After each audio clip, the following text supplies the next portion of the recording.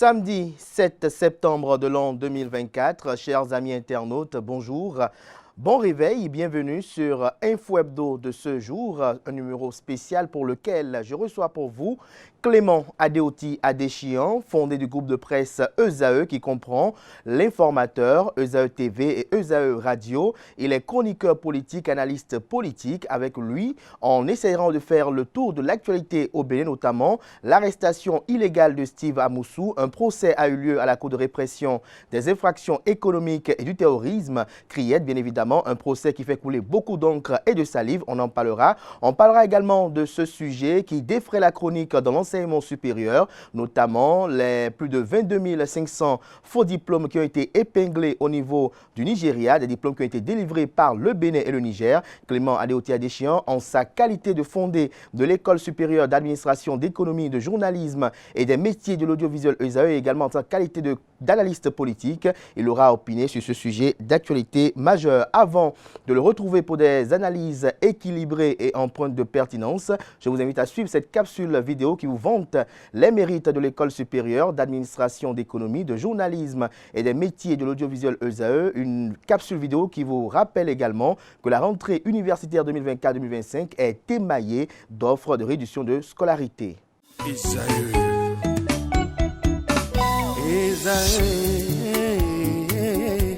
Vous recherchez une école de référence pour une double formation universitaire et professionnelle de qualité? Voici l'opportunité à ne pas rater. L'École supérieure d'administration, d'économie, de journalisme et des métiers de l'audiovisuel ESAE vous offre des programmes d'enseignement en licence et en master orientés vers l'emploi qui font d'elle une référence à travers les filières de l'administration générale et territoriale, l'administration du travail et de la sécurité sociale, droit, diplomatie et relations internationales, administration hospitalière, universitaire et intendance, journalisme et métiers de l'audiovisuel et toutes les filières des sciences de gestion. Une seule adresse, www.esae.bj.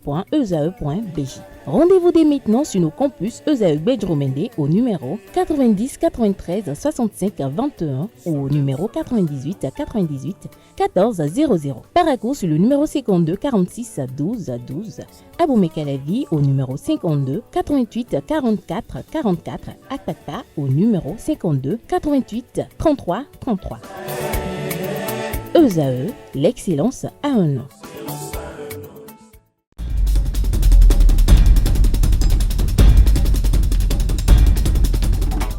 Le décryptage du jour, Clément Adéoti Adéchian, bonjour. Bonjour Kader. Merci d'être là ce matin. Merci d'accepter l'invitation pour ce numéro spécial. On parle d'actualité ce jour, notamment l'arrestation illégale de Steve Amoussou et des faux diplômes qui ont été épinglés du côté du Nigeria. On démarre avec Steve Amoussou. Il y a eu un procès le mardi dernier au niveau de la CRIET, un procès pour arrestation illégale de Steve Amoussou. Dites-nous, est-ce que le verdict qui est tombé pour vous est en cohérence avec la nature des faits? Alors, on a pris au vol le procès qu'il y a eu à la CRIET, au vol parce que l'affaire rocambolesque qui attirait toutes les attentions concernait l'arrestation ou le rapt, comme il y a en arrestation du frère Honvi et Steve Amoussou. Justement. C'était l'actualité, en fait. Que les Togolais, cette plaisanterie que les Togolais n'ont pas du tout aimé, alors ils se sont jetés là-dessus avec le procureur qui a fait des mises en garde et décerné des mandats internationaux. Alors, je crois que... il a requis les mandats internationaux ou bien il les a émis? Il a fait des... Le procureur n'est pas celui qui est habilité à décerner les mandats. Il présente le mandat, il informe qu'un mandat international a été décerné par un juge dédié pour l'affaire, puisqu'il y a eu des arrestations qui ont eu lieu au Togo, déjà sur la question. Alors donc ce n'est pas... le procureur est venu expliquer un fait dont il est saisi et l'instruction qui est en cours au niveau du cabinet d'un juge, c'est tellement le juge qui a été commis pour le dossier. Ça, c'est les Togolais, ça ne nous concerne pas. Ce qui concerne le Bénin, c'est que le frère Honvi est revenu au Bénin d'une manière assez rocambolesque. Alors, disons quand même que ce fut très heureux qu'on ait pu apporter des rectificatifs dans cette procédure parce que ce n'était pas normal aux yeux de l'opinion. Vous avez vu tous les avocats, le barreau a signé un communiqué pour désapprouver la façon dont le frère Honvi a été ramené au Bénin. Ce n'est pas béninois, en fait. Le comportement tel que ça s'est déroulé, ce n'est pas dans les gènes du Bénin de fonctionner comme ça. Ça a été mal fait, mal goupillé. Et les avocats, les syndicalistes, toutes les opinions connues, converger vers l'essence de ce qui est juste, de ce qui est vrai, ont désapprouvé ce qui a été fait. Heureusement, ce procès nous a permis de savoir que la justice allait dans le même sens et que ceux qui ont organisé ce rapt ont été assignés en justice. Qui a porté plainte, on ne saurait le dire, mais ce qui est sûr, il y a eu procès. Et il y a eu des condamnations. Et le coach Jimmy a été condamné, Jimmy Ganawa a été condamné. Je crois que Géraud Baguidi également. Son acolyte avec qui le rapt a été organisé, également condamné. Il y a des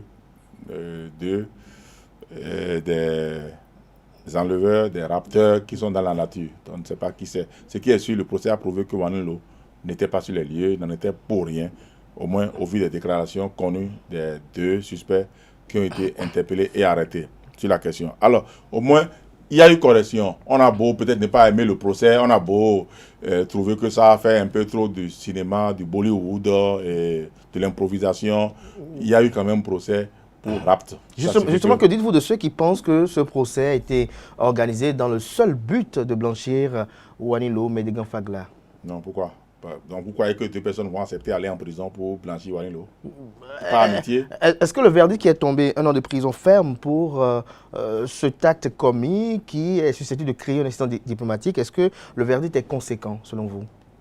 Non, il y a deux choses à totalement dissocier, séparer.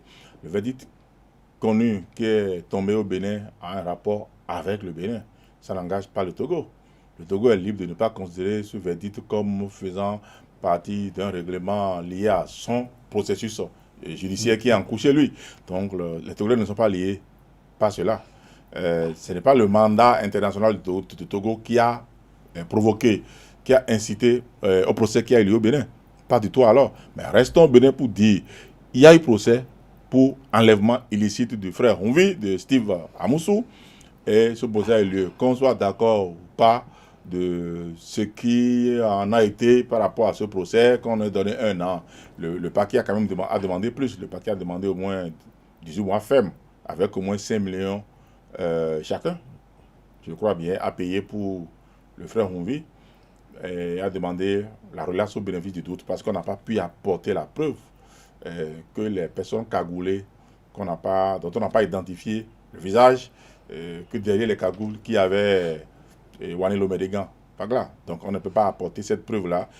Quand on ne peut pas prouver, on ne peut pas le juger sur pièce, sur la base des déclarations seulement. Mais où sont ces deux-là aujourd'hui? Le sieur Haïm Marcelin, où est-il aujourd'hui? Je ne sais pas qui est Haïm Marcelin. En fait, s'il y avait un problème d'Haïm Marcelin, je ne crois pas que les 2 qu'on a condamnés au Bénin les auraient condamnés. Je crois très bien que la justice a compris que c'était un argument qui ne tenait pas la route. Peut-être qu'effectivement, ils étaient allés pour parler d'argent. Peut-être qu'ils étaient bourrés. J'ai aimé cette partie de découvrir que le frère Honvi, qui nous produisait des brûlots, et que quelle que soit l'opinion que vous avez de ce personnage, que j'ai découvert finalement avec sa photo, personnage très léger, et à l'image de ce qu'il produit, à l'image du brûlot incandescent, radioactif qu'il a l'habitude de jeter sur le pays. Quand le vent l'a vu très très frôlé, très léger comme un duvet, c'est vraiment lui ça. C'est lui qui a l'habitude de nous balancer de pareilles choses-là.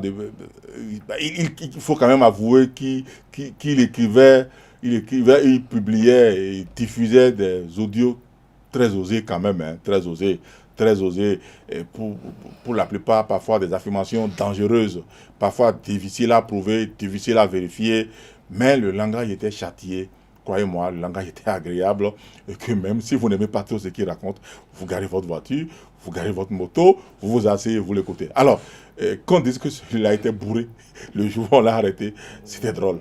Vous n'en êtes pas sûrement convaincu. Bon, enfin, un timbré ne peut pas produire ce qu'il a l'habitude de produire. Alors, donc, je crois que le tribunal n'a pas suivi ces détails assez drôles. C'est pourquoi ils ont été condamnés. Alors, si Aïe Marcelin de la Chine ou du Thaïlande n'a pas trouvé d'autres moyens de récupérer ces 10 millions que d'envoyer des rapteurs pour aller chipoter, récupérer, trimballer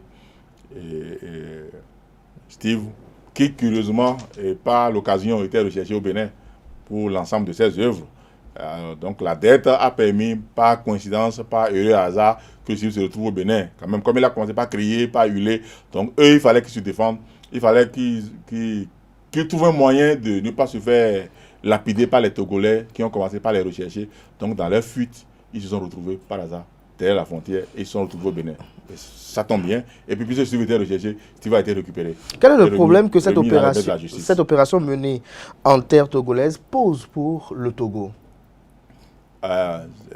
Cette opération menée en terre togolaise pour traverser la frontière avec les policiers et tout ça, ouais, c'est forcément que le Togo s'est senti ridiculisé. Parce que quand même, quand vous regardez, vous êtes moitié togolais.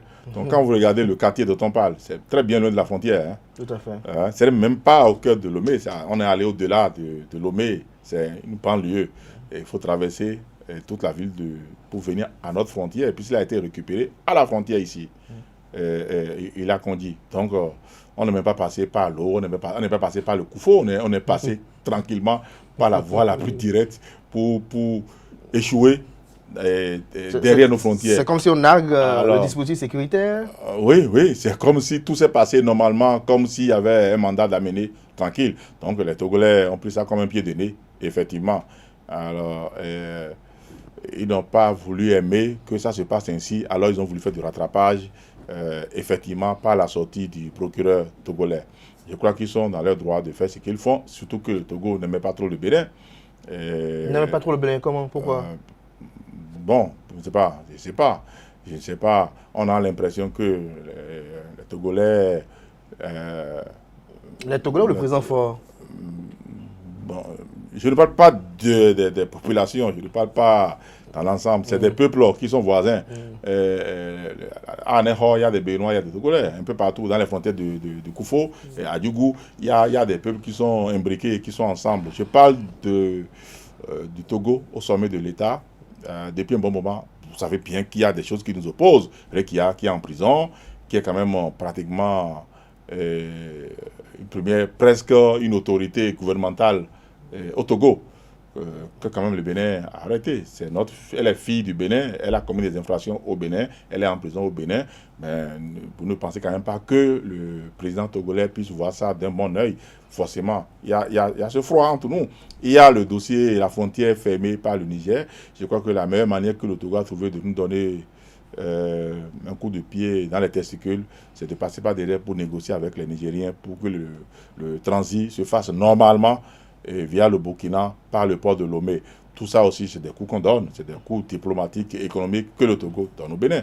Alors que dans un froid pareil, déjà installé entre les deux pays, on puisse maintenant traverser tranquillement sans crier gare tout Lomé dans le sens de la longueur pour traverser la frontière avec un homme capturé, cagoulé. Alors ça fait tache d'huile, ça fait c'est cousu de fil blanc et les Togolais au sommet ont trouvé ça quand même comme un pied de nez, comme une injure. Ils vont essayer de faire du rattrapage et c'est ce qui a commencé en réalité. Lorsqu'on entend quand même le récit des faits, quand même, on est très sidéré, on se dirait même dans un film, Clément Adédition. Oui, vu du côté des Togolais, c'est un film. Parce que c'est un film. Des civils qui rentrent en terre étrangère. Oui, vu du côté des Togolais, c'est un film. C'est un film vraiment hollywoodien, très bien réalisé, effectivement.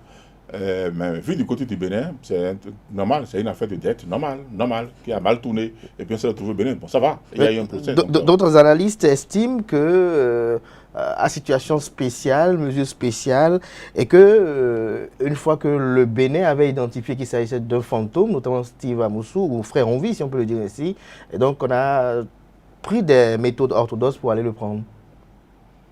Mais aucune autorité béninoise, aucun communiqué judiciaire du Bénin n'a essayé d'affirmer de tels propos ou n'a essayé de justifier de telles procédures dès lors qu'on n'est pas capable dans une république aussi civilisée que le Bénin d'expliquer qu'on organise un rapt pour ramener un citoyen recherché par la justice. C'est pas possible. Mais justement, pourquoi à ce jour, il n'y a aucune sortie du procureur spécial de la Criette, aucune sortie de la police républicaine pour éclairer l'opinion publique nationale et internationale sur ce dossier quand même? Alors, vous devez remarquer, première chose, le droit est clair là-dessus.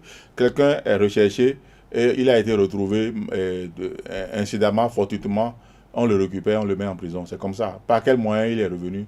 Il est venu, ne compte pas.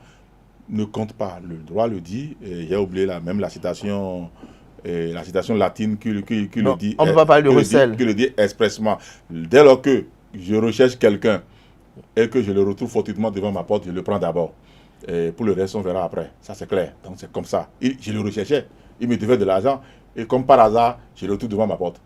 Je lui ai dit non, comme c'est pas moi, il est déposé là. Ça ne me regarde pas. Je le laisse partir d'abord. Personne ne fait ça. Je le prends d'abord. Et ensuite, on verra pas la procédure. Alors, donc, le tribunal, la justice recherchait le frère Honvi pour l'ensemble de ces œuvres, de ces publications, de ces brûlots, qui, pour certains, étaient osés et étaient des affirmations assez graves, et assez dantesques, assez gargantuesques, difficiles à prouver. Alors, il fallait justement mettre la main sur lui. Et on l'a retrouvé. Donc, on le dépose d'abord là. Et ensuite, maintenant, comment il est venu? On s'occupe de ça. Et on a trouvé que la façon dont il est venu, effectivement, c'est Frère Haï, depuis l'Inde ou la Thaïlande, qui avait besoin de ces 10 millions. Bon, maintenant, si pas 10 millions, pas... Mais si Mamousso là-bas disait qu'il ne doit à personne. Je vous dis, Frère Haï de la Thaïlande dit qu'on lui doit 10 millions. Et confirmé par Gandaro. On n'a pas vu encore Frère Haï pour venir nous dire que quelqu'un lui doit de l'argent. On ne sait pas qui s'appelle Frère Haï. Ce qui est sûr, voilà comment ils se sont retrouvés à Lomé pour négocier. Mais comme il était bourré, on ne pouvait pas discuter avec lui. On l'a ramené. On ne discute pas avec quelqu'un qui est bourré. Mais il dit que moi, je confirme qu'il est très talentueux. S'il peut être aussi bourré, il nous produit de la qualité de ce document. Et l'acidité du ton qu'il utilisait, ce délice qu'on avait à l'écouter pour un homme bourré. Alors je vais aller à son école. Je vais commencer par prendre beaucoup de sodabi. Beaucoup de sodabi. Pour être aussi délicieux à la production linguistique. Et il est doué. Il est doué. Il faut pas, on dit je n'aime pas on dit d'une certaine région, pour ceux qui n'aiment pas cette région, et pour ne pas identifier une région, on dit vous n'aimez pas la région, mais il faut apprécier la qualité de leur panier. Ils sont très bons dans la production du panier. Frère Honvi, il était doué. Il était doué. Et bourré en plus. Bourré, doué. Bourré. Oui. Alors, le procès qui a eu lieu à Cotonou, qu'est-ce que cela change du côté du Togo, où la procédure du Togo reste intacte? Je ne suis pas capable de savoir. Je ne suis pas togolais. Vous êtes togolais. Vous pouvez savoir, vous. Kader, vous êtes togolais. Donc, allez nous apporter l'information. Qu'est-ce que vos parents au Togo pensent du procès qu'on a eu au Bénin? Moi, je suis béninois de père et de mère. Et je vous dis, ce qu'on a fait au Bénin, c'est tellement engagé le Bénin. Je ne sais pas ce que les Togolais en pensent. Parce que ce n'est pas la procédure de l'Interpol du Togo qui a engagé le procès qu'on a eu. Donc, les Béninois ont trouvé que c'est illicite d'aller kidnapper quelqu'un. Ils ont poursuivi les kidnappeurs. Mais est-ce que le Togo peut exiger l'extradition de Jimmy Gandaro, de Jérôme Baguigui? Lorsqu'il y a Interpol, est saisi, lorsqu'Interpol est saisi dans tous les pays du monde, c'est d'abord partout où vous les retrouvez, vous les arrêtez et vous les extradez. Ce n'est pas parce que vous demandez une extradition qu'on vous extrade. On a déjà vécu ça ici pour le président, en exercice actuel. Le président Yahya Boni a demandé par Interpol l'extradition du président Talon, qui a été arrêté, mais conduit à un procès régulier. Et le procès a démontré qu'en l'état, on ne pouvait pas l'extrader. Le Bénin n'avait pas raison de demander l'extradition et il a été libéré. Donc, ce n'est pas quand vous demandez l'extradition que vous devez l'obtenir. Ce n'est pas parce que le Togo a émis un mandat international qu'ils ont des causes. Non, Pas du tout. Sauf si les mises en cause commettaient l'erreur de mettre pied dans un pays comme le Togo ou ami du Togo, AES ou ailleurs, où le Togo a des relations, s'ils commettaient cette erreur, ben là, ils vont atterrir au Togo. Ça, c'est sûr. Donc, vous êtes en train de dire directement que Wanilot, par exemple, il doit avoir quand même quelques restrictions. Tant que le mandat n'est pas levé, s'il met pied dans un pays où le Togo a des je crois qu'il doit être méfiant. Il doit faire patte blanche pour faire très attention ces temps-ci, pour savoir où il doit aller. Dans un pays régulier, démocratique, les pays occidentaux qui respectent les principes de droit, je ne crois pas qu'il y ait une seule chance que le mandat international du Togo puisse aboutir. Parce qu'à l'analyse, si on n'a pas la preuve qu'il avait mis pied au Togo, personne ne va le déférer.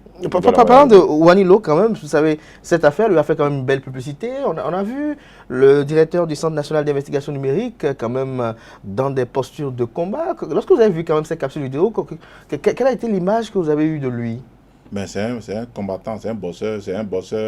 Il a fait la bosse thaïlandaise, il est combattant MMA. Il y a quel mal lorsque tu es un intello? Lorsque vous voyez cette vidéo-là et vous le voyez après en costume tout de suite? Dites-moi, il y a un mal qu'un intello soit combattant, soit bosseur, soit karatéka, soit judoka.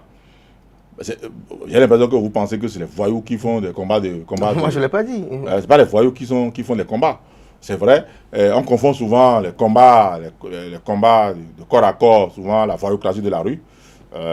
Mais ce n'est pas forcément ceux qui ont fait la rue qui font les combats MMA. Il aime le combat, il aime la bosse, il aime le MMA. Et il a déjà fait des combats en Europe, officiels, du MMA, de sa catégorie. Et il a installé, je crois, le Revioso. Son dojo s'appelle Revioso au Bénin. Et il recrute des gens de bonne volonté. D'où le coach Jimmy, qui est un de ses coachs, un coach catcheur, bosseur, qu'on a condamné. C'est un de ses coachs. Donc moi, je trouve quand même que c'est un homme réglo, un homme qui aime le sport. Et vous devez vous mettre au sport aussi, ça va faire du bien. Vous posez du ventre, déjà. Allez voir le coach Jimmy quand il sortira de prison pour qu'il vous enferme sur son tatami, pour vous rouler un peu par terre. Vous allez casser votre ventre. C'est effrayant quand même. Alors, pour finir avec ce sujet-là, on a constaté que la défense a changé de fusil d'épaule. On dit que c'est Steve Amoussou qui a été arrêté, pas Frère Onvi. Alors, à quel scénario on pourrait s'attendre le 7 octobre prochain? Non. Je crois que la défense est gourée pratiquement sur le terrain. En réalité, on a arrêté un individu qu'on a kidnappé à Lomé. La première personne qui s'est mise à parler, c'était Rodriguez. Tout le monde a suivi la vidéo de Rodriguez qui a dit Steve Amoussou alias Frère Onvi. C'est lui le déclic qu'il a donné qui a permis à tout le monde de commencer par rechercher les images. C'est lui qui a commencé. On n'a quand même pas cherché. Steve Amoussou, on le connaît, mais c'était un ancien journaliste de Soleil. Il faisait même déjà des pièces de théâtre. Il jouait déjà par-ci, par-là, faisait déjà quelques capsules dans quelques groupes. On a commencé par retrouver ces images. C'est Rodriguez. Ensuite, Baparapé, qui ont précisé que Steve Amoussou, alias Frère Onvi, a été kidnappé à Lomé. Si vous voulez organiser une défense, il fallait anticiper et réfléchir à ce que vous faites, à ce que vous dites. C'est eux qui ont dit, celui qu'on a trouvé s'appelle Onvi. La preuve, les autres ont dit, nous, on cherchait Amoussou qui doit de l'argent à Faux. Aïe, Massoulin. Aïe. D'accord, Faux Massi, en Thaïlande. Donc, on doit de l'argent à Faux Massi. Et c'est Steve Amoussou, on a dit, on n'a pas dit Onvi. Donc, ils ont attrapé Steve, qui doit 10 millions à pharmacie. Maintenant, on amène Steve, qui a quand même pas crié, on le ramène au Bénin. Et on a découvert fortuitement dans les déclarations que celui qu'on a attrapé pour 10 millions, c'était le wanted numéro 1, Frère Onvi. C'est eux qui l'ont dit, c'est pas les autres. Je ne soutiens pas ce qui a été fait du tout alors, mais je dis là, ils ont gaffé d'avoir dit par eux-mêmes que c'est Onvi qui a été arrêté. Ils auraient dû se taire sur la question et confronter, c'est même un jumeau, et confronter ce Steve Amoussou, même à son frère jumeau, pour dire mais on est jumeau, qui est Onvi parmi nous? Moi je ne suis pas Onvi, prouver que je suis Onvi. Et se lancer dans le débat du onvisme et s'enliser, s'empêtrer à l'intérieur, ne pas en point fini, ça pouvait arriver, mais ils l'ont livré Onvi. Et c'est Rodriguez et son avocat principal, Baparapé, c'est eux qui ont livré Onvi. Sinon, Pour les autres, ils ont arrêté Steve Amoussou bourré. Ce n'est pas envie. Ce n'est pas envie. Mais on a découvert qu'on a fait du jackpot parce qu'on a arrêté un wanted, numéro 1, que tout le monde cherchait, que l'État béninois cherchait. D'où on a été un peu gentil avec les condamnations. Est-ce qu'on a été gentil? Vous avez fait la prison une fois, j'ai fait la prison. Hein. Donc 1 an de prison, vous trouvez que c'est gentil. Ensuite, il y a 1 an de suicide. Ça signifie un suicide. Tout à fait. Si on vous reprend dans les 5 années qui arrivent, le suicide est commis d'office déjà en peine ferme. Donc ils sortent pendant 1 an, ils ont un suicide 1 an qui attendent. Donc c'est pas si gentil. Il n'y a rien de gentil. Et puis votre casier judiciaire est sali. Hein, et tout ça. Et puis c'est des combattants.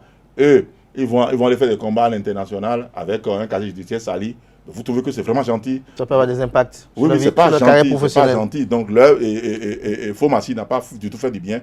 Et à ces deux-là qu'on a condamné du tout alors. Donc si j'étais eux, alors là, je vais rechercher Fomassi partout, surtout pour qu'ils descendent, franchement, répondre de la gaffe qui les a poussés à faire. Que le se trouve devant la justice pour expliquer comment il doit saisir un tribunal commercial pour aller récupérer et faire son recouvrement, que d'envoyer des quartiers MMA pour aller kidnapper le pauvre bourré qui s'est retrouvé être Frère Honvi. Merci à vous, Clément Adeotia-Deschamps, pour ces analyses. À présent, on va s'intéresser au Nigeria qui agite l'opinion publique nationale et internationale avec une affaire de plus de 22 500 Nigérians qui possèdent des faux diplômes qui ont été délivrés au Bénin et au Togo. Alors, avant de revenir sur ce fait, il y a quand même qui veut préciser quelque chose, clarifier quelque chose. Parce que certains pensent que parce qu'il y a eu procès de kidnapping, l'affaire Honvi est terminée. L'affaire Steve Amoussou kidnappé avec les ravisseurs déjà condamnés est terminée. Mais le frère Honvi, le procès de frère Honvi n'a même pas commencé en fait. J'espère que les gens doivent comprendre ça en réalité. Le 7 octobre. Donc, le procès n'a pas commencé. Le frère Honvi, qui a fait des audios, des publications jugées par certains mensongères, qui a fait des publications injurieuses, des publications qui portent atteinte à l'autorité, à la sûreté, telles que des publications dénoncées par le droit de la communication. Alors, ce procès par rapport au frère Honvi, pris comme tel dans ce cadre-là de violation en cascade des différentes lois qui régissent notre profession et le droit du numérique, ce procès n'a pas commencé. Donc je crois que les avocats doivent se préparer à ça pour affronter. Peut-être que c'est assez nouveau maintenant qu'il faut revenir sur les déclarations de Amoussou n'était pas Honvi, Honvi n'était pas Amoussou, et que ceux qui ont parlé ont dû se tromper. Donc peut-être qu'ils ne se préparent en ce moment pour revoir leur défense, leur ligne de défense et aller au front par rapport à ça. Pourquoi le tribunal a déjà anticipé en réglant le problème de l'arrestation illégale. Le kidnapping totalement irrégulier, l'arrestation irrégulière et le raptor, en vidant le dossier du raptor pour que ça ne ressorte pas, parce que ça peut annuler toute la procédure. Si vous avez commis l'erreur de présenter la personne irrégulièrement devant le tribunal, alors que le tribunal ne vous a pas envoyé, n'a pas envoyé des policiers, Interpol n'a pas recherché la personne, n'a pas amené, les avocats peuvent faire bloc et s'enliser dans cette procédure-là interminablement. Alors, si les kidnappeurs sont déjà en prison, on peut revenir maintenant sur Frère Honvi, rechercher. La justice, elle est pédagogique, là. Elle est dans sa pédagogie. Oui, ça c'est son coup à ce niveau. Je ne dis pas que la justice a gagné d'office parce que les avocats ne sont pas bêtes non plus. Ils savent très bien que chaque pas que le parquet pose, et pose également aussi leur pas. C'est comme un jeu de dames. Chacun pose ses pions. Je n'ai pas dit que la justice a gagné. Ils vont s'affronter. Débat contre débat, idée de droit contre idée de droit, et ils vont se confronter sur le terrain de la loi. Et on verra ce que ça va donner. Mais je dis plutôt, ce procès nous réserve encore des rebondissements. Rebondissements, comment vous estimez qu'il y aura des noms qui seront cités comme personnes ressources ou...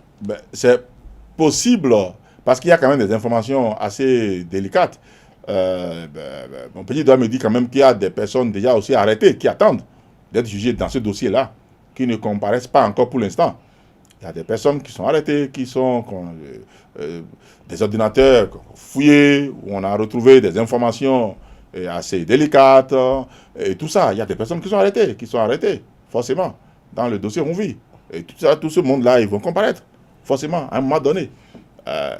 Peut-être qu'on a pu retrouver des documents, on ne sait pas, et dans des perquisitions qui ont révélé peut-être l'identité ou l'origine de certaines informations assez capiteuses, assez osées. Donc, on ne sait pas ce que ce procès nous réserve, mais je vous assure qu'il y aura des rebondissements. L'affaire Ronvi ne fait que commencer. L'affaire Ronvi ne fait que commencer. Alors tout à l'heure, je le disais, le ministre de l'Éducation du Nigeria, au détour d'une conférence de presse, a révélé que plus de 22 500 Nigérians possèdent de faux diplômes ou certificats obtenus au Bénin et au Togo entre 2019 et 2023.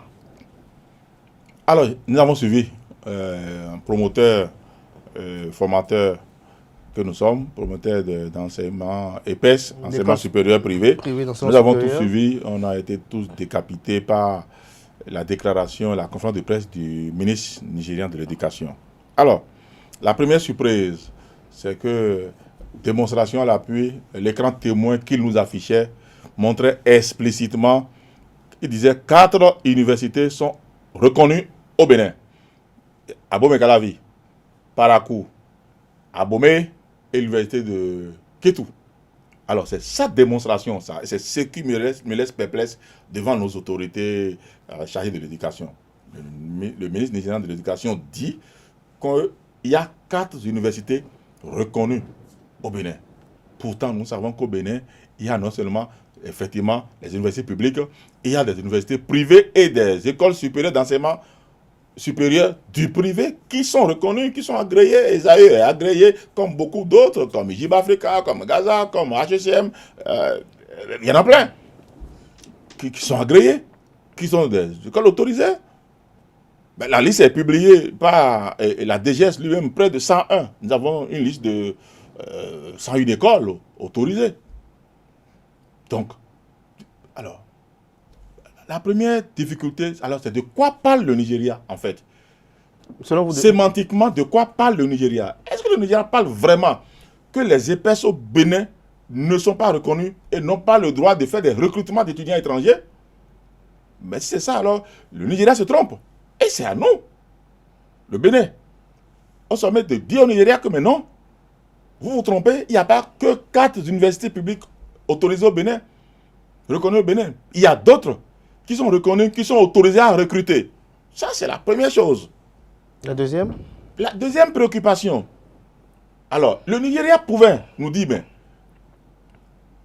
ceux qui sont allés au Bénin se faire former dans les universités et EPES non reconnus par l'État béninois dont j'ai la liste, je ne les reconnais pas. Là, d'accord, parce qu'il y en a plein. Il y a des pirates. Et tous les jours, la DGS enferme davantage. Ils en ont fermé encore 6 il n'y a pas longtemps. Mais il y a des universités privées reconnues. Pas plus tard qu'hier, nous avons reçu une inspection officielle sur tous nos campus au Bénin. Si on reçoit des inspections officielles, c'est que nous sommes reconnus. Nous sommes inspectés et en conséquence, nous avons le droit de recruter des étudiants béninois et étrangers venant du Nigeria, du Congo, du Mali, de la France, de partout. Parce que nous avons l'agrément pour former, pour recruter. Sans exception, on peut recruter des Nigérians. Le seul couac, c'est que si les étudiants nigérians arrivent au Bénin, nous formons au Bénin en langue française. Alors nous devons les former en français. Et c'est ce que l'arrêté du ministère de l'Enseignement supérieur dit. Que nous devons les former en français et ils doivent passer le B2, l'examen de la langue française du CBLAE. Et c'est seulement après cela qu'ils commencent par étudier nos programmes par rapport à l'école où vous êtes inscrit. Le programme homologué de cette école-là, vous commencez par vous faire former à travers ce programme. Et à la fin, vous avez 2 options. C'est là également que moi, je ne suis pas en déphasage avec la communication faite par le Nigeria.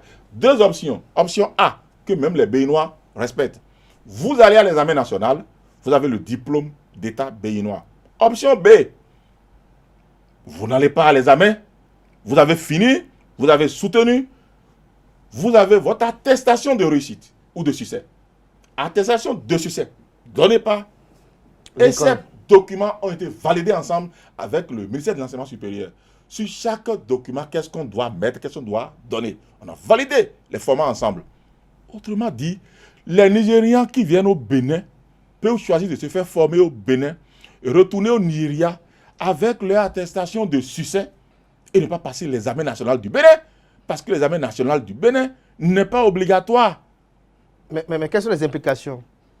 Si tu ne passes pas l'examen national, par exemple, si l'État lance un concours de la fonction publique, je suppose, tu ne peux pas participer au concours. C'est clair. L'État veut recruter, l'État dit pour participer à mon concours, il faut avoir le diplôme d'État. Et le diplôme d'État se donne après l'examen national. C'est clair. Mais je n'ai pas besoin d'aller participer à un concours de l'État pour travailler. Ouais. J'ai mon attestation de fin de formation qui atteste, qui soutient que j'ai fini ma formation régulière. La preuve, pour aller à un examen national, il faut fournir toute la documentation de l'école jusqu'à la soutenance, jusqu'au PV de soutenance et produire l'attestation de succès de l'école. C'est seulement après l'attestation de succès que tu peux maintenant te prévaloir d'aller compétir à l'examen national. Donc, le Nigérian, comme le Congo, comme le Sénégalais, le Gabon, ou le Gabonais qui arrive au Bénin, ou le Tchadien, le Djiboutien qui arrive au Bénin étudier, rentre chez lui avec son attestation de succès. Si son État l'accepte et n'a pas exigé d'aller passer le diplôme d'examen national du Bénin, je crois que logiquement, ça ne pose aucun problème. Si l'État du Nigeria estime qu'ils peuvent accepter les étudiants qui sont allés se faire former au Bénin avec l'attestation de succès, de certificate, comme ils le disent, s'ils peuvent apporter la preuve du certificate qu'il a fait la formation régulièrement, aux Nigériens de mettre en place une commission pour l'évaluer en français, pour voir s'il a vraiment suivi toute la formation et qu'il comprend vraiment la langue française, parce qu'aller faire 4 ans au Bénin pour avoir une licence spéciale, ça donne 4 ans, une année de la langue et 3 ans de formation. Mais faire 4 ans dans un pays francophone et ne pas pouvoir correctement parler français ou l'exprimer par rapport à ton diplôme signifie que toi, tu es allé t'asseoir à Michel-Bord pour vendre et quelqu'un t'a donné un diplôme dans une case et tu l'as présenté. Alors, il est aux Nigérians de mettre en place un process pour vérifier que ceux qui sont formés réellement ont suivi des cours et surtout que l'école qui a donné l'attestation de succès est une école reconnue et autorisée au Bénin à faire la formation parce qu'il y en a suffisamment. Alors, comment le Bénin, à travers le ministère de l'Enseignement supérieur, autant pour moi, réagit face à cette déclaration du ministre de l'Éducation du Nigeria? Non, mais pour l'instant, c'est que moi, je n'ai pas aimé du tout. Moi, j'ai seulement découvert sur un forum où on est avec les autorités, le DGS, de placarder la conférence de presse du ministère de l'Éducation nigériane pour dire que ce n'est qu'une notification. Il a même insisté qu'il n'y a même pas de débat. Il n'a même pas autorisé qu'on fasse débat. C'est une notification. Je vous informe de ce que le Nigeria dit. Je sais que l'autorité, le DGS, le ministère et les cadres font beaucoup de choses à l'endroit du Nigeria pour laver cet affront, pour démontrer qu'il y a des écoles qui sont autorisées à former, à recruter. Je sais qu'ils ne croisent pas les bras. J'en suis persuadé. Ça, c'est sûr que beaucoup de choses se font pour clarifier cette situation. Mais le DGS a estimé que c'est une notification. Et j'ai vu que les collègues étaient désespérés, étaient désemparés, que ça se passe ainsi. Et ils ont raison, parce que ça ne devrait pas être le cas. On a des autorisations, on a l'obligation. Et je ne vois pas comment on peut s'interdire de former des Nigériens, dont sera à côté d'un pays qui fait 200 millions d'habitants, donc qui a un surpeuplement d'étudiants qui sont capables d'aller au Bénin, au Ghana, au Togo, partout pour aller se faire former. Et le Bénin va dire, je ne prends pas. Pour quel intérêt?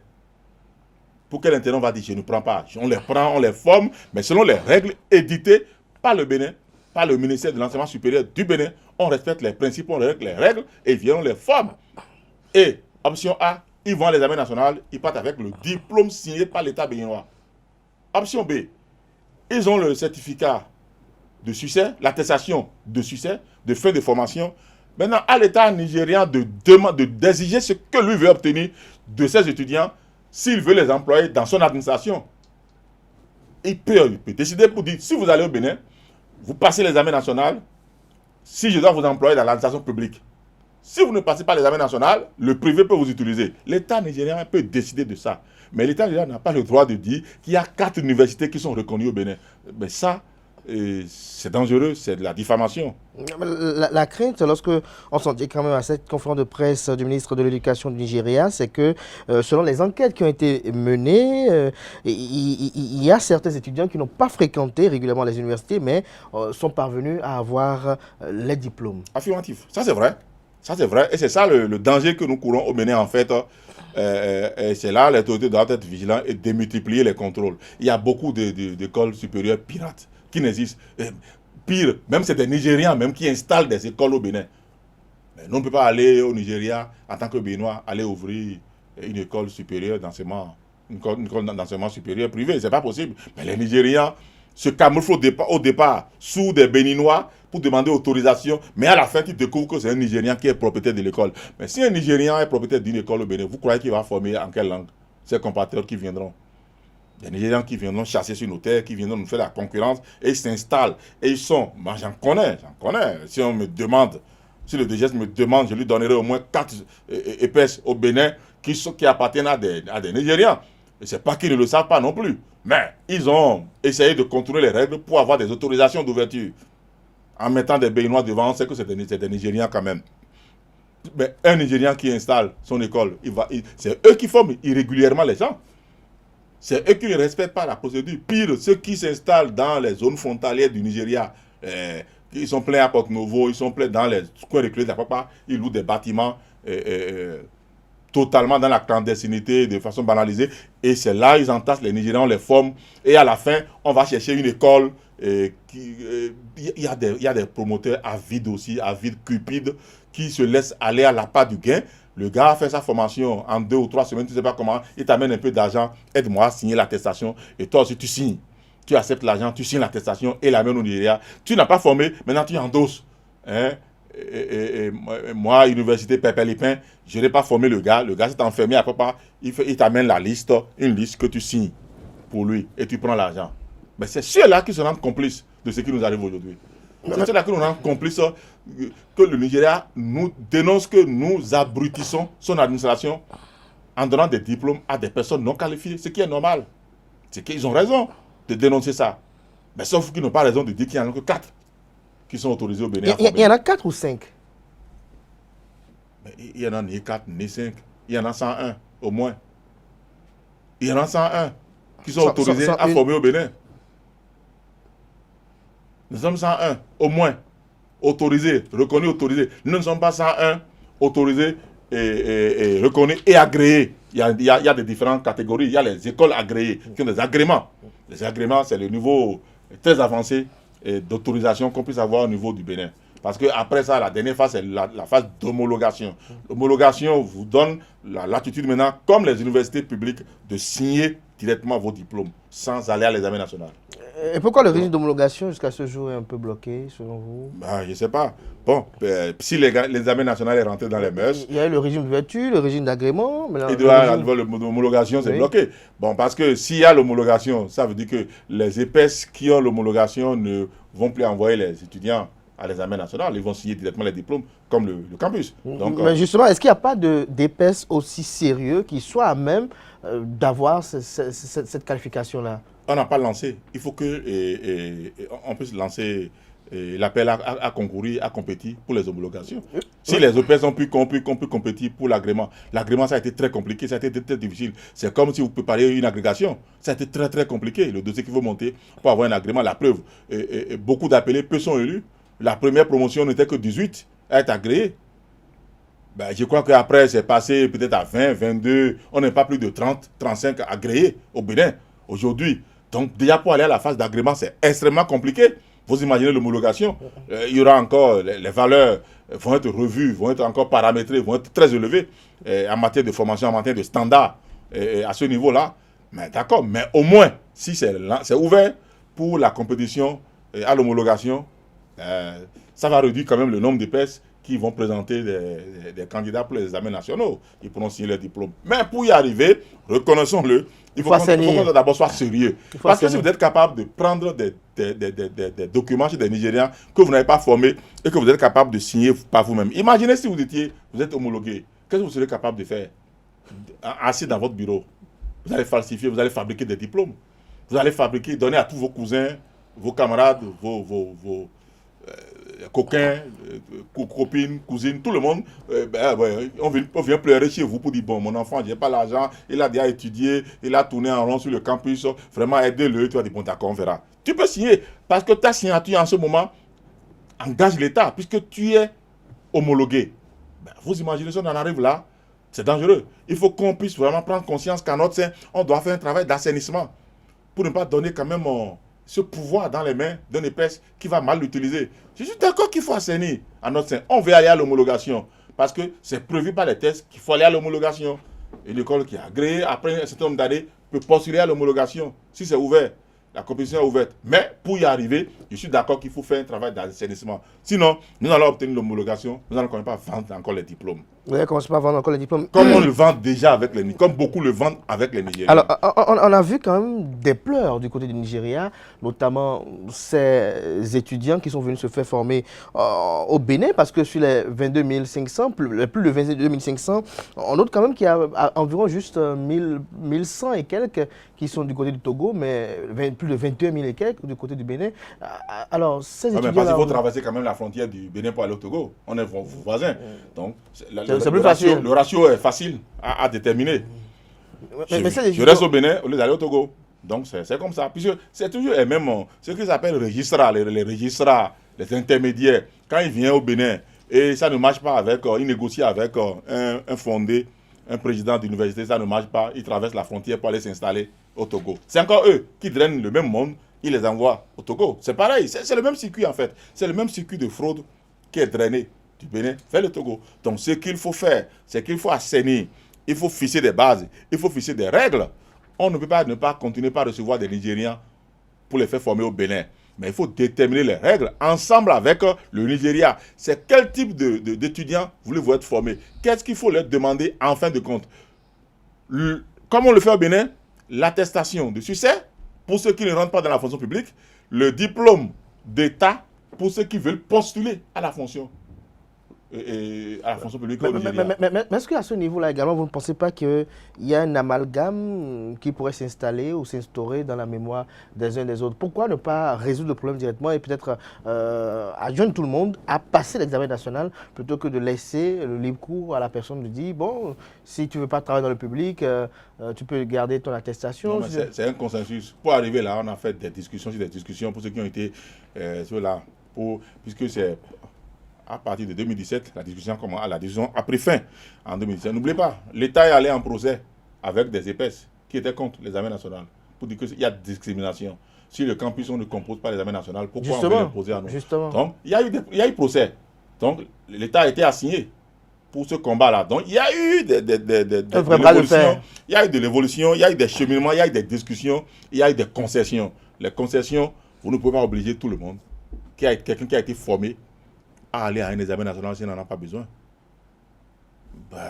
La preuve, quelqu'un qui veut voyager, qui fait Campus France, qui voyage pour aller étudier au Canada, aux États-Unis ou en France, ne présente pas le diplôme d'examen national. Pas du tout. Il présente ses bulletins et son attestation de succès qui valide l'année qu'il présente, l'année qu'il a supposé avoir terminé. Il présente l'examen national. C'est normal. L'État dit, je te recrute si tu me présentes mon diplôme à moi. Ben, écoutez, je forme quelqu'un qui fait administration des finances et du trésor. Ben, l'ENA forme administration des finances et du trésor.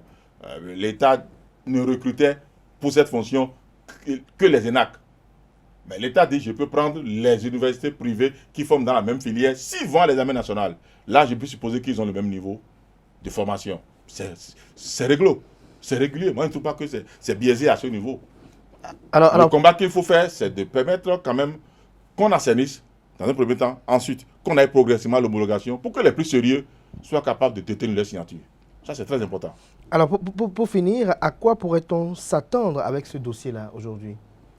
Alors, comme je l'ai dit, je suis sûr et certain que le ministère est en train de travailler, la DGS est en train de travailler pour aplanir les divergences, expliquer au Nigeria qu'il n'y a pas que 4 universités publiques qu'ils ont citées, qui sont soit reconnues au Bénin. Il y en a d'autres qui sont reconnus, et les étudiants peuvent se faire former dans ces écoles supérieures-là, dans toutes ces écoles supérieures privées reconnues, dans ces universités supérieures privées reconnues. Ils peuvent se faire former, mais en voici les conditions qu'il faut déterminer, c'est tout. Vérifier que les curricula sont respectés, bien suivis, que ce n'est pas les étudiants clandestins qui sont allés s'asseoir quelque part. À la limite même, créer une plateforme, que lorsque l'étudiant arrive pour la première fois, vérifier d'abord son inscription au niveau du CBLAE, est-ce que le CBLAE a la liste des étudiants inscrits par école qui sont vraiment inscrits là pour participer au certificat de langue française? Donc le Nigeria peut ajouter ça comme condition pour faire le NYC, qui est le service militaire nigérian. Le Nigeria peut exiger, vous devez ajouter à l'attestation de succès de l'école le certificat de langue française qui prouve que vous avez appris le français au Bénin. Je crois que c'est des conditions, par exemple, négociées, qu'on peut négocier avec le Nigeria pour faire avancer la discussion, par exemple, pour que tout le monde soit à l'aise, pour limiter un peu les clandestins, pour obliger la formation à être vraiment sérieuse. Parce que quelqu'un vient me faire former chez moi, je vais être fier quand même que si tu as fait ESAE, que tu ailles au Nigeria, dis que c'est ESAE, qu'on t'apprécie au mieux.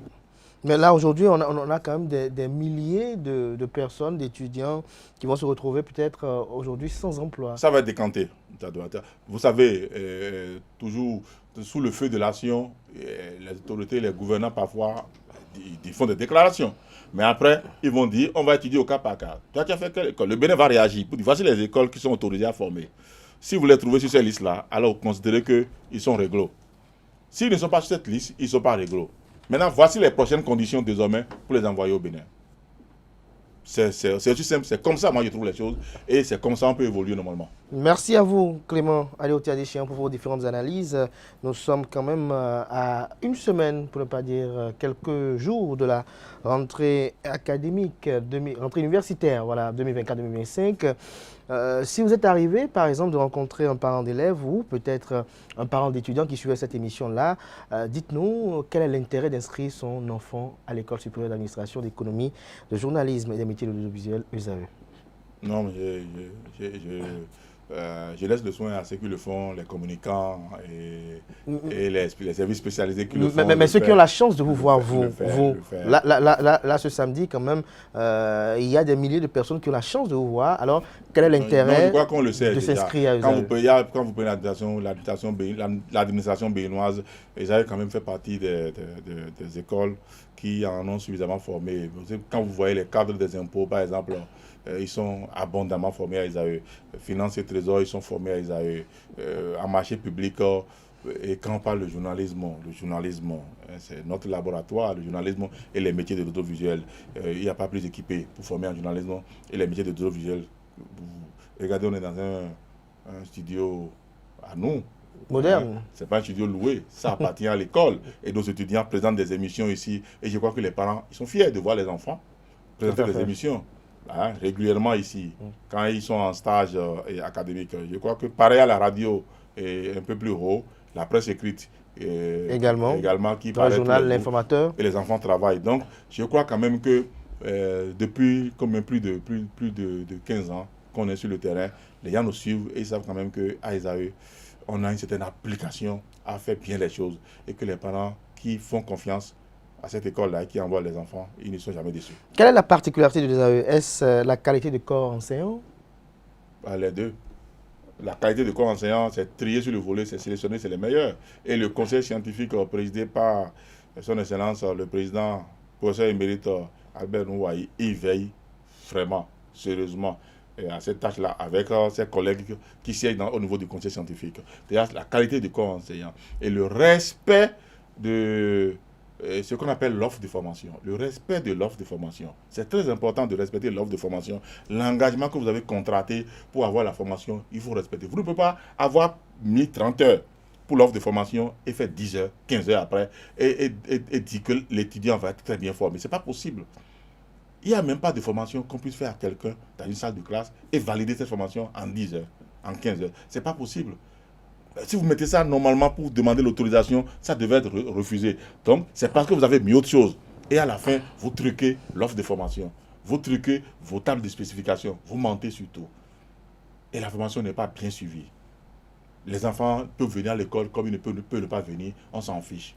Ce n'est pas possible. Les parents ont un compte rendu. On ne chasse pas pour le grand nombre. On chasse pour la qualité, pour les parents qui ont envie de faire confiance à une école. Une école qui suit régulièrement les enfants, qui suit les travaux produits par les enfants et qu'à la fin, au niveau de la crédibilité, surtout quand on va les examens, quand vous prenez les examens des nationaux au niveau du fichier ESAE, quand on présente très souvent, c'est du 100%. Pour la plupart de nos filières, c'est du 100%. Et les 5 premiers? En journalisme? Toujours, d'ailleurs, toujours, Isaïe. Il n'y a même pas à discuter. Alors, pour conclure, dernière question, Clément Adéoté-Adéchian, vous avez parlé tout à l'heure de marché public, de filière de l'administration, de journalisme. Quelques noms d'éminence crise qui passent par ici pour former les esprits? Non, gardons cet anonymat-là, laissons les professeurs connus pour ne pas garder leur tranquillité, sinon d'autres vont concourir pour nous les chipper. Voilà, donc, exactement. On préfère les garder pour nous. Hein. Je les remercie beaucoup, je remercie ces professeurs-là qui sont toujours là, qui se battent de jour comme de nuit pour vraiment donner le meilleur d'eux-mêmes, pour que nos étudiants soient vraiment l'élite qu'il faut pour la formation du Bénin et de l'Afrique. Merci à vous, Clément Adéoté-Adéchian. À très bientôt. On espère encore vous retrouver par ici. Merci à vous, chers amis internautes, pour l'attention accordée à cette émission de ce samedi. Merci bien évidemment. On se retrouve demain dimanche avec Billy Gaïlaïbi pour l'inviter avec Urbain Amegwedi, directeur général de l'Agence nationale pour l'emploi, membre de la direction exécutive du parti politique Union progressiste Le Renouveau. Avec lui, on fera le tour de l'actualité, notamment l'arrestation illégale de Steve Amoussou, alias Frère Onvi, le procès qui a eu lieu le mardi dernier. On parlera également des appels à la modification du code électoral. On n'occultera pas également de parler de la problématique de l'emploi au Bénin, le sous-emploi, qu'en est-il? Il répondra à toutes ces questions demain à 8 h sur ESAE TV. Merci à vous et bonne suite. Personnel et Urbain.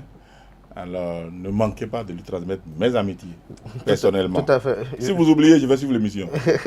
Pour savoir que vous avez oublié. On va lui transmettre mes amitiés, personnellement, parce que c'est une très bonne personne. Merci une fois encore. Merci à vous, chers amis internautes. Bonne suite de programme sur ESAE TV.